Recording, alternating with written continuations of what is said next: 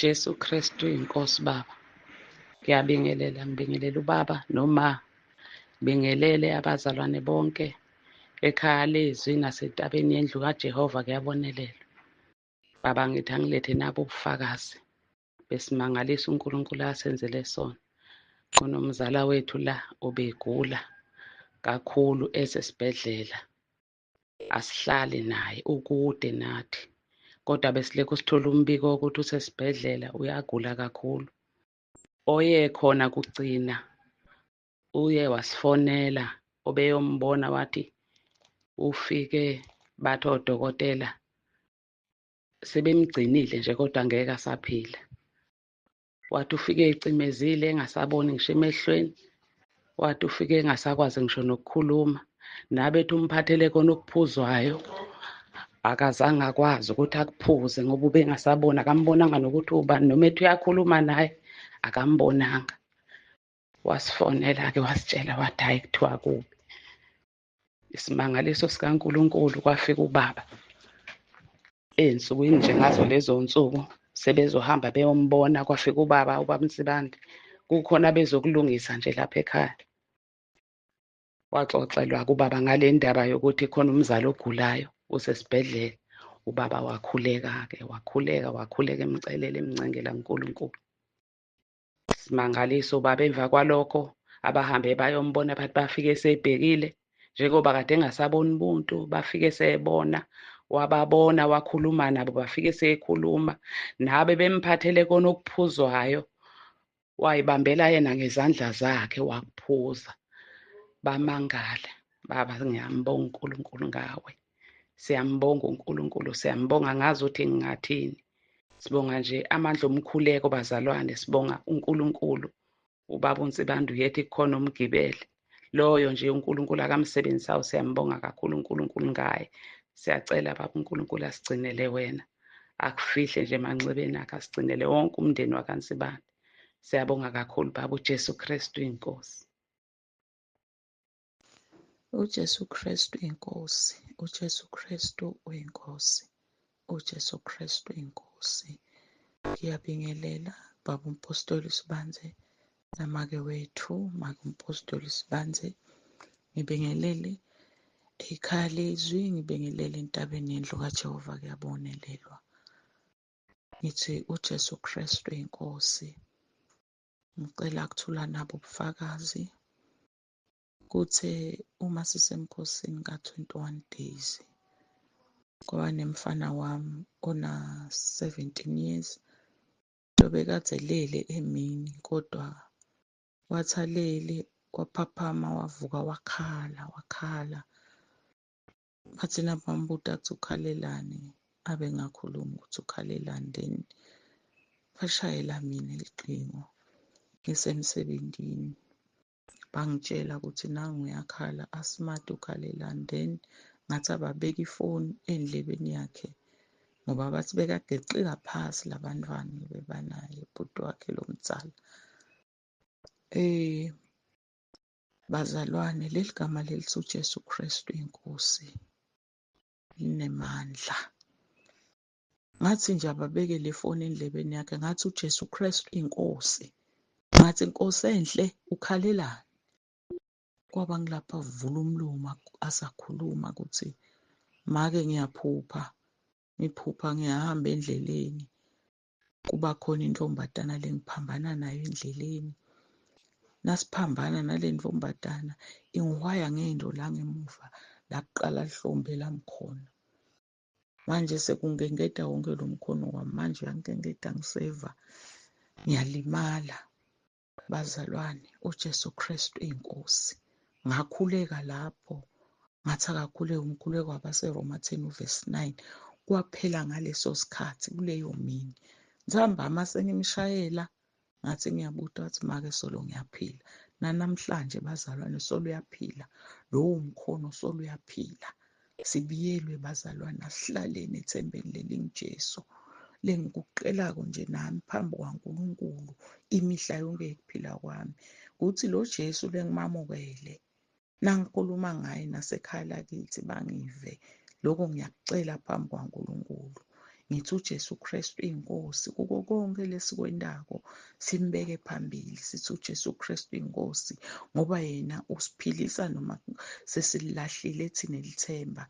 Ngithi uJesu Kristu inkosi, uJesu Kristu inkosi, uJesu Kristu uyinkosi. Siyabonga ngobaba uSibanze lo wavuma kugejelwa. uJesu Kristu inkosi. uJesu Kristu inkosi. Ngibingelela uBaba Msibande noma Msibande nasekhaya lezwi nasentabeni indlu kaJehova kuyabonelelwa. Ngicela ukukhipha ubufakazi ingabi mude. Besihanjelwe ilunga lethu la enkosini senkosini esamkhweza ngesonto, kodwa-ke engakakhwezwa nje ngahamba ngofuna okunye okufanele kube khona ekhaya. Ngingenayo imali, nganginemali encane kabi, kodwa ngithe uma ngingena kuleso sitolo, ngavele ngangena nje esitolweni sokuqala, ngangena ngabatshela ukuthi ngifunani, ngathi anginayo imali ngaphandle kwalena. Ngavele nje intombazane yakhuluma nendiya, angazi noma iSulumane noma indiyane, wathi ushonele ugogo, ngiyacela umnikeze lento. Hawu, ngayithola lento ngale mali ebengiyiphethe, ngale mali uJesu Kristu inkosi baba. Egameni lenkosi yethu uJesu Kristu ngiyathemba niyaphila ekhaya kanye nomama. Siyambonga-ke baba uNkulunkulu kakhulu, iy'nsuku ziqhubeka sasigcinile. Siyabonga iy'nkonzo zesihloko esithi ukunqoba kusekubongeni nasekumdumiseni uNkulunkulu. Siyabusiseka kakhulu baba, ziyasakha kakhulu. Ngithi nje angilethe ubufakazi, kuyavuka nje enhliziyweni yami ukuthi ngilethe ubufakazi ba-last year. Angisakhumbuli noma ngangisemkhosini wa-10 days noma 14 days. Ngathi ngilele nje ngilele kudiphu.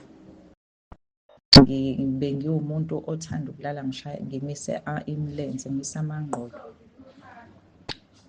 kakhulu nje since ngimncane, noma wami wayengishaye ngikhuza, kodwa nje ngagcina nje kungayekeki. Ngiyaphupha-ke ngisephusheni kanti lento iyenzeka, ngimisa amadolo. Kunento nje engishisa amadolo nje njengogesi noma ngazi njengomlilo oshisayo. Ngiwehlisa amadolo ngiyaphupha kodwa iyenzeka lento, ngiphinde ngiwamise amadolo. Okwesibili ingishise lento, ngiphinde ngehlise. Okwesithathu, hayibo, ngi-realize ukuthi hayibo uNkulunkulu lo okhulumayo, lo ongenza kanjena, kushuthi akafuni ngimise imilenze. Ngawehlisa-ke baba umlenze since lapho kuze kube manje sengilala kahle. Angisayenzi leyo nto ngoba kushuthi iyisono phambi kwaNkulunkulu. Phinde ngilethe obunye ubufakazi bakhona last year. Nginokuphupha kumama uMpostoli uNsibande. Ngamphupha enginikezela umntwana omuhle, umntwana omuhle nje okhazimulayo, omuhle baba. Lo mntwana ngimthathe, yabo nje ngokuthatha umntwana wakho then ngimboze. Ngisakhumbula noma kwakuyijezi noma kwakuyinto engimboza ngayo engangiyiphethe. Kuthi nje emva kwesikhashana sengibuka umntanami akasemumbi kanje baba uMpostoli, useqala usenamaqhubu, usemumbi nje. Ngavuka ngaphaphama, ngaphatheka kabi, ngabuka ukuthi shuthi izono zami ngimumbi kangaka phambi kobuso bukaNkulunkulu. Ngiyabonga nje ukuthi uNkulunkulu uyangiklina, uyangihlanza uNkulunkulu nje kusukela ekhanda kuyofika kubhozo, ngoba zonke lezi zinto ezenzakalayo uma ngizibuka, uNkulunkulu uyangiqaphelisisa, uyangigeza nje, uyangiklinza. Ngiyabonga kakhulu. uJesu Kristu uyinkosi baba. uJesu Kristu uyinkosi ekuseni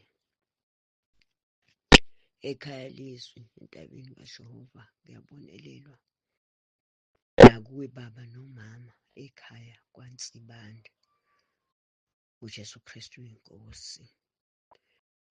Bazalwane, ngiza nobufakazi. uNkulunkulu uye wasebenza kakhulu endaweni yami asangibeke kuyo yokusebenzela, ukusesikolweni bazalwane. abantwana banokuthi bahayize, bagule, batatanyiswe, bayobekwa lapha e-ofisini. Kusho ukuthi-ke kulowo nyaka-ke bebengakaqali, kulowo nyaka-ke ngoba phela babone bebatatamisa. Bese ukuthi ngoLwesithathu eliphilile-ke bamtatamisa-ke umntwana ngephandle, ngiqeda uklina, ngigeza amamopho. Hhayi, beze naye bazalwane, beze naye, bambambile, bayakhuluma. Hhayi, sekusukile uthi kunabamemezayo emadlebeni akhe. Eyi, Nkosi yami, ngiyizwe yonke lento ngila empompini. Kufike izwi elithi kimina amagwala awangeni embusweni wezulu. uNkulunkulu awafuna amagwala. Ngathi, Nkosi, ngiyacela kule simo ake ungenelele njengamanje, ungimbathe. Hhayi, beze naye bafike bame la empompini, bathi bafuna ukumkhelela amanzi. Hhayi, qhamuka omunye uthisha ababuze yini, kwenzenjani. Hhayi, basho, hhayi, seyagula kanjanjanyani, bechaza. Bese ngithi, Nkosi, iba nami ngiye kuye umntwana, ngimkhulekele, ngibize igama likaJesu, Jesu Kristu inkosi. Ngithi komunye ehamba ulanda ifoni yami eklasini, ethishini, ngizovula umkhuleko, abuye nefoni. Omunye, hhayi, ngimkhulekele, Jesu Kristu inkosi, Jesu Kristu inkosi. Kuye ngimuze umntwana ukuthi nange buya. Ngithi buya emadimonini omkhathi, uze esikolweni uzofunda mntwana, buya. Kuye ngibiza igama lakhe, ngimemeze ngegama lakhe la emadlebeni. Zibuye nomkhuleko ingane, ngivule umkhuleko, ngibeke endlebeni yakhe. Akhulume ubaba, kuthi la efika khona ekutheni usemvumisa uJesu, ngiqhubeke nami ngithi asivume uJesu, sikhuleke naye umntwana. Bazalwane, umntwana wasinda. Ngizophakamisa igama likaJesu, ukuthi uJesu Kristu uyinkosi ekuseni. Amen, bazalwane. uJesu Kristu uyinkosi nasekuseni, Baba. Ngiyabingelela Baba, ngibingelele nomama. Ngidlulisa ukubingelela ekhaya lezwi nasentabeni yendlu kaJehova, kuyabonelela. Ngibonga umusa kaNkulunkulu. Ngiyamdumisa uNkulunkulu ney'mfundiso zonke Baba sinika zona, ngiyabonga. Ngithi uyingcwele. Indlu eyayiphephukile ilungisekile Baba ngomusa kaNkulunkulu. Ngilisebenzisile izwi Baba asipha lona lokuthi singethembi kubantu, kodwa sithembe kuJehova, sibeke kuye inkinga. uNkulunkulu emuhle, umkhuleko kaBaba uye wahamba wathinta abafanele. Angikaze ngize ngicele kumuntu ukuthi nasi isimo sesikanje, kodwa uNkulunkulu uthintile nje abantu abathile, bangifakela imali. Hawu, nami ngaze ngethuka ukuthi hayibo, namba abantu benginikelela ngalolu hlobo. Kodwa okubeke kwangimangaza kakhulu okokuthi ekuseni nje ngoMgqibelo ngingaze lutho, ngibona kuvela nje kuSanlam imali nami engingayazanga ukuthi yayiklenye ubani nini kanjani. Ngithi uJesu Kristu uyinkosi Baba ekuseni, wethembekile. Egameni lenkosi uJesu Kristu muhle, uyasithanda. Amen. Ngiyabonga. uJesu Kristu uyinkosi Baba. Ngiyabingelela ekhaya lezwi, ngibingelela umama nobaba, abazalwane bonke entabeni yendlu kaJehova, kuyabonelela. Ngicela ukudlulisa ubufakazi ngamandla kaNkulunkulu awenzile, engenelela kumntakasisi wami obese ICU. Uzoyichazela yena, siphakamise ukubonga ngaye. uJesu Kristu inkosi. Bafundisi, ngithanda ukuzolisa ukubonga. Bekukhoma for 3 months ngisesibhedlela, ngashaya i-stroke. Bengisebenza ngomseshi esiteshini saseNquthu. Umamncane wazongibona, wanikeza umkhuleko waseRoma 10:9. wathi angisho emva kwakhe. Asisho lethu lelo wayengezwa izinyamuzo. Aqhubeka ngosho lomkhuleko lo.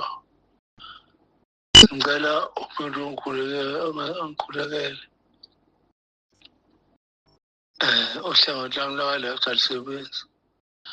Ukuze ngikwazi ukuvuka ngikwazi nami ukuya e-toilet. Manje angikhoni nje ukuhamba. Ngicela nje umkhuleko. Ungikhulekele. uJesu Kristu inkosi. Baba, siyambonga kakhulu uNkulunkulu nabo ubufakazi bamntana kasisi wami obekuyikhoma for 3 months. Uphakamise amandla okubonga kakhulu. Siyabonga Baba. uJesu Kristu inkosi. uJesu Kristu inkosi. Mama uNondlandla Joyce Vilakazi, siyambonga kakhulu uNkulunkulu, mkhulu umsebenzi owenzile. Izulu liyajabula ukuphakamisile amandla kaNkulunkulu, nokuthi umuntu obekuyikhoma azikhulumele yena ukuthi wakuzwa wawusho lo mkhuleko owawuthi wena makawukhuleke. Siyambonga ngendlela emangalisayo uNkulunkulu, kwangathi uNkulunkulu angakusiza. Ngiyacela ukuthi umkhulekise, umphindise njalo abaseRoma 10:9 mayelala, usebenzise nomkhuleko kaMeyi 18. Ngizoyithumela kodwa futhi ngizokhuleka-ke njengoba ecela umkhuleko nje, ngizomkhulekela. Ngitshele-ke asebenzise uRoma 10:9 njalo mayelala shemva kwami, nomkhuleko kaMeyi 18 alokhu ewulalela nje phakathi nensuku. Siyambonga kakhulu kuNkulunkulu, udumo lonke luya kuyena. Uyena ophilisayo, uyena owenzile, enzela udumo luze kuyena. Niphile nonke ekhaya. uJesu Kristu inkosi.